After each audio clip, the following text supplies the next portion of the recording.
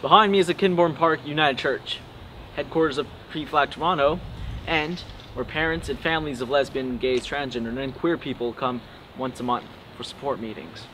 And we're here today in Toronto to interview Creighton, the president of PFLAG Toronto, and see what she has to share with us about gay marriage in Canada and alike all the world. Let's see how it goes.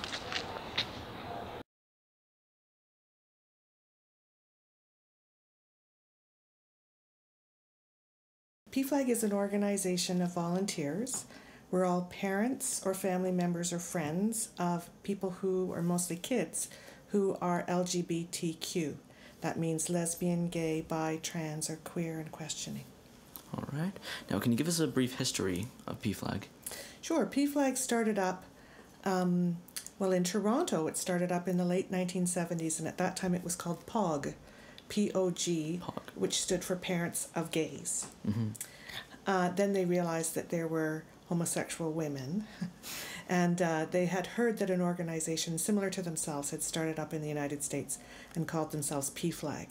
So they used the same name, and at that time it stood for Parents, Friends, and Friends of Lesbians and Gays. But of course there are more than just lesbians and gays, right? There are kids who are trans or bisexual or pansexual, so now we just use the word PFLAG. Just use the word PFLAG. So we're parents and family members of anyone who falls in that rainbow. Now, founded in 1972 in New York, how does PFLAG help and support Canadians? Well, we do three things. We do direct support. So we would help a young person who's come out. We would help their parents understand what that journey is going to be like. And we do that through peer support. So we're not experts. We're just parents who've been through it already. So we do that two ways. We do that at our meetings in person, and we do that on the phone. So we answer the phone 24/7. Wow. You'll get a mom when you call, and it's usually a parent who calls and says, I don't know what to do. I've just found out my son is gay, or my daughter has just told me that she's a lesbian. So parents tend to call us when exactly it happens and when they're the most freaked out, frankly. They need the support. So that's the support piece. And then the education piece is we go into classes. We go in and speak with students as young as grade 2 about bullying and about using homophobic language. We also go into businesses and talk to them about being more open to diversity in the workplace and not filtering out people who are gay or making them filter out who they really are. And then the third thing we do is advocacy. So we'll talk to government, we'll talk to the powers that be wherever they are to make the rules work for our community. Now, in your personal opinion, how effective do you think PFLAG has been in supporting the parents, Canadian parents, friends, and families of lesbians and gays? I think we're really amazingly effective. Yes? We don't really ever fail. If a parent comes to us, they come to us because they love their children. All parents love their kids. And when you have that already, getting over the I'm gay part isn't going to be that hard.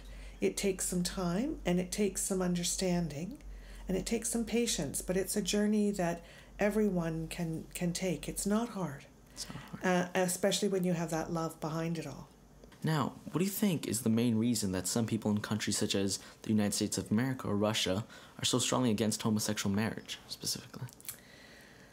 Well, I think there are two things happening there. I think that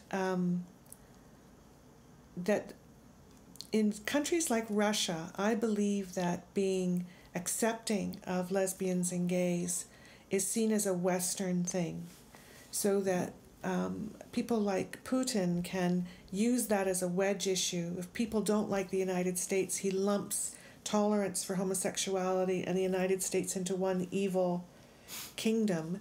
And basically he says if you hate one, you hate the other.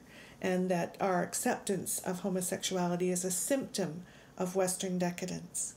So he makes being hostile to homosexuality a virtue. Wow. And it stirs up a lot of homophobic feeling and a lot of vigilante kind of behavior in Russia. So that can happen, not just in Russia, but in any part of the world where politicians see it's advantageous to stoke up hatred toward the West. I think what's happening in the United States is that gradually, I think it's over half of the states now have legalized gay marriage, for example. They're just a bit behind Canada, and I think that those other states are going to topple pretty soon. They won't be able to withstand the pressure.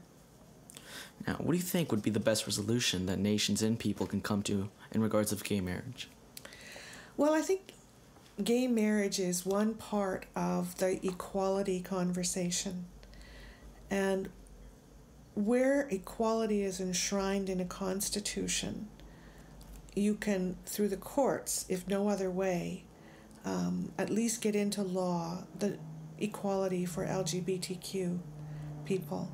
So, for example, in Canada, in Ontario, in our Human Rights Code, we have protection against people's based on sexual orientation, as well as based on gender expression for people who are trans. Now, federally, there is protection for sexual orientation. There is not yet protection federally for gender expression. Again, that'll probably end up happening through the courts. Politicians don't seem to be able to get it done. There's been legislation brought forward several times. It's yet to pass. It did pass in the House of Commons this time. It doesn't look like it's going to pass in the Senate. So Canada is still struggling to get all of its laws in order. I think that notion of equality is what will drive the gay marriage piece, right? Gay marriage is a symbol of equality. Allowing gays to adopt is another symbol of equality. But they're all separate legal fights. Now, can you give us a summary of the situation of homosexuals and same-sex marriage in the nations of Canada, USA, and Russia? Well, in 2003, it became legal in Ontario and in Toronto. Toronto was the first to jump on board in terms of issuing marriage certificates.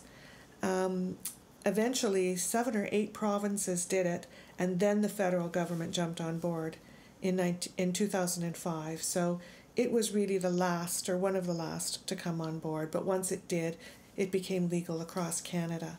The United States is going on a state-by-state basis, and I can't remember the last. I'm sorry, I don't have an actual tally right now of how many have legalized it, but I think it's over 30. Over 30 states. And of course, in Russia, it is illegal to be gay. It's illegal to be gay. So there's no notion of equality in any sense in Russia right now. Now, I just want to bring it back to something you said earlier about the persecutions around the world right now. Now, it's the 21st century. A lot of countries have stepped forward in regards of homosexuality and gay marriage. Do you think these nations can provide an effort to help those who are gay in these persecuting countries to live a better life? That's a good question. Certainly, Canada has tried that. So, for example, our Foreign Affairs Minister tried scolding the Ugandan Foreign Affairs Minister when they were at a meeting. But afterward, life became much tougher for the gays living in Uganda, because that Ugandan minister went home and made the law even tougher. Wow. So embarrassing a politician on an issue like this isn't always helpful. And I'm sure that the Canadian government wanted to be helpful. But with hindsight, they realized that perhaps they'd made things worse. So I don't think scolding other countries is effective.